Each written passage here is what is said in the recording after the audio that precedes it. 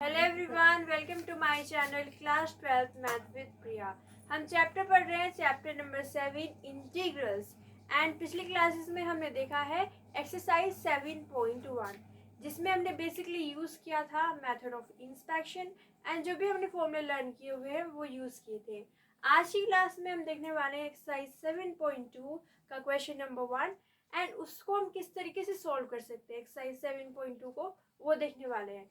तो जो एक्सरसाइज 7.2 है वो बेस्ड है हमारे टॉपिक जो कि है हमारे पास इंटीग्रेशन बाय सब्स्टिट्यूशन।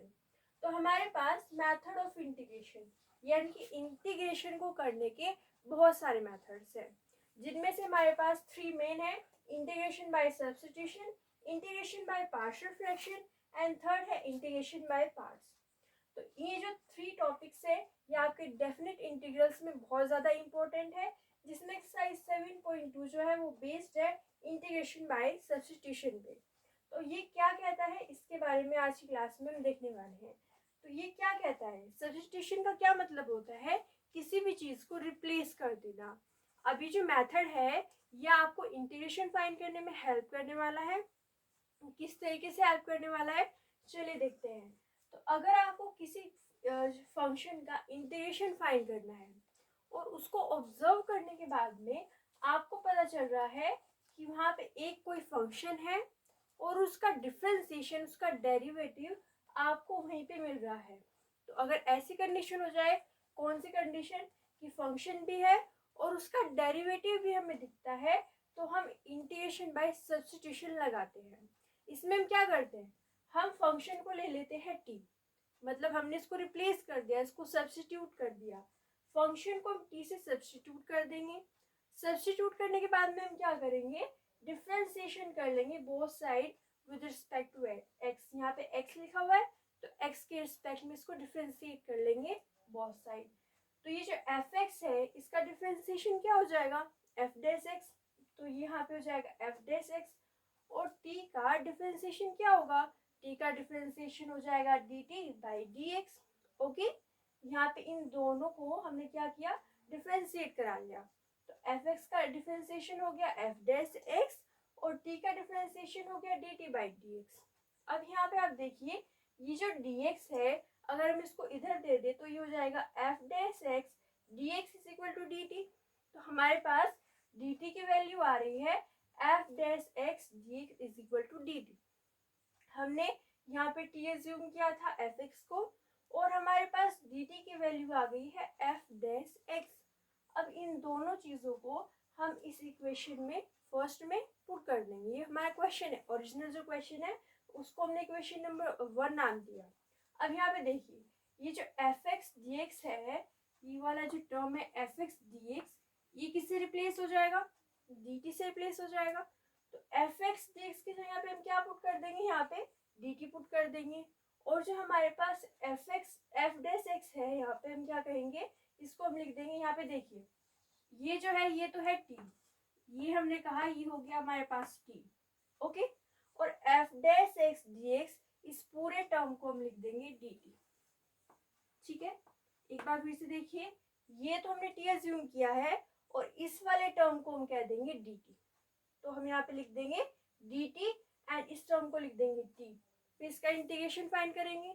अब क्योंकि हम टी के रिस्पेक्ट में इसको इंटीग्रेट कर रहे हैं तो यहाँ पे हमें चेन रूल नहीं लगाना है, तो ये हो जाएगा टी स्क्वायर बाई 2 प्लस सी। फिर हम टी की वैल्यू जो हमने मानी थी उसको पुट करके अपना आंसर निकाल देंगे। तो आपको सबसे पहले क्या करना है, फंक्शन को ऑब्जर्व करना है। फंक्शन में आपको क्या दिखना चाहिए, फंक्शन दिखना चाहिए और उसका डिफरेंशिएशन, उसका डेरिवेटिव भी आपको दिखना चाहिए। फिर हम क्या करेंगे, फंक्शन को ले लेंगे t और उसका डिफरेंशिएशन करने पे हमें क्या मिल जाएगा, F dash x D x is equal to D T मिल जाएगा।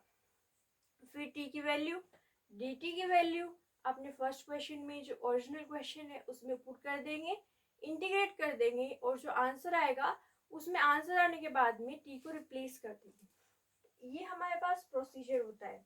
एक्सरसाइज 7.2 का क्वेश्चन नंबर 1 है, उससे समझते हैं कि हमें किस तरीके से इंटीग्रेट करना है। Integration of 2x upon 1 plus x square, इसका इंटीग्रेशन आपको करना है।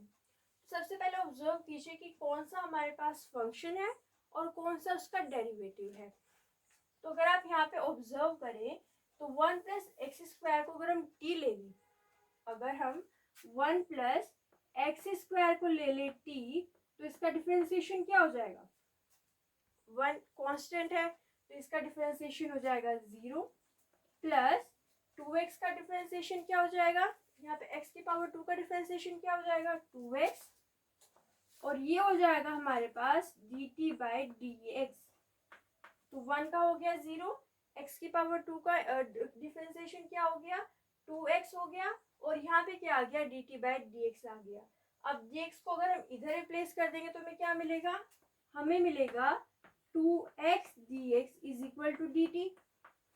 तो dt जो है यहाँ पे देखिए 2x dx की वैल्यू कितनी आ चुकी है, dt आ चुकी है, तो हम इसमें रिप्लेस कर देंगे तो हमें क्या मिलेगा, ये हो जाएगा इंटीग्रेशन ऑफ, ये पूरा टर्म बन जाएगा dt, तो हम यहाँ पे लिख देंगे dt, और नीचे आ जाएगा हमारे पास 1 प्लस एक्स स्क्वायर, और 1 प्लस एक्स स्क्वायर को हमने क्या माना है t, तो उसको हम लिख देंगे t।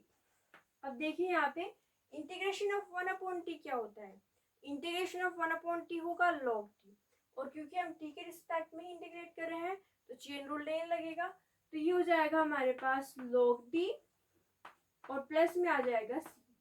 अब इंटीग्रेशन हमने फाइंड कर लिया है, इसके बाद में t को सब्स्टिट्यूट कर देंगे जो भी हमने मानी थी, तो हम यहाँ पे लिख देंगे log, और यहाँ पे हम लिख देंगे 1 plus x square, 1 plus x square and plus में आ जाएगा c constant of integration.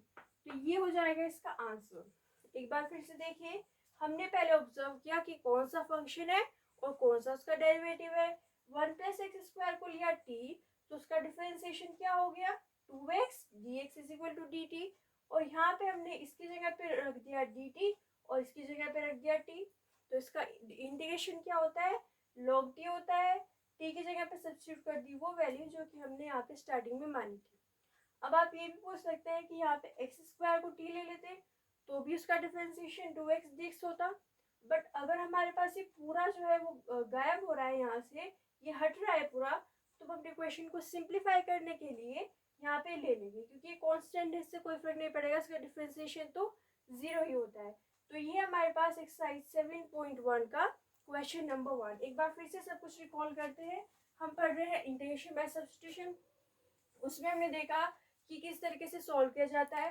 Function को लिया जाता है t, बोथ साइड करते हैं डिफरेंशिएशन, इसके बाद में f डैश x dx की वैल्यू क्या आ जाती है dt, और t और dt की वैल्यू हम अपने ओरिजिनल क्वेश्चन में रखते हैं, तो हमें क्या मिल जाता है इंटीग्रेशन ऑफ t dt। फिर हम इंटीग्रेट करके बाद में किसकी वैल्यू पुट कर देते हैं, t की वैल्यू पुट कर देते हैं। तो ये हो गया हमारे पास एक्सरसाइज 7.1 का क्वेश्चन नंबर 1। अगली क्लास में हम देखेंगे एक्सरसाइज 7.2 का question number 2। Thank you so much for watching. अगर आपको हमारी वीडियो अच्छी लगी है तो लाइक कीजिए, शेयर कीजिए, हमारे चैनल को सब्सक्राइब कीजिए।